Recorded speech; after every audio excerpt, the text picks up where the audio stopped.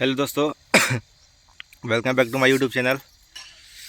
देख लीजिए स्वादिष्ट इमली खट्टा खट्टा नमक साथ खा रहे हैं दोस्तों। अगर आप लोग को भी खाना है तो आइए हमारे साथ इस गांव में। देख लीजिए छोटू के साथ हम लोग मिल के खा रहे हैं इमली। तो छोटू नाम बता दे अपना। छोटू नाम है छोटू, करता सबका खोटू खोटू। तो तीता लगा है, इमली खाएगा तो बताइएगा। हम लोग गेहूं के खेत में आए हैं और दोस्तों स्वादिष्ट इमली खा रहे हैं। अगर आप लोग को भी खाना है ना तो कमेंट करिएगा। देख लीजिए छोटू, 2 लाइन कुछ बोलो। तुम बोलो। छोटू नहीं बोल रहा है तो देख लीजिए स्वादिष्ट इमली खट्टा खट्टा पानी देता है।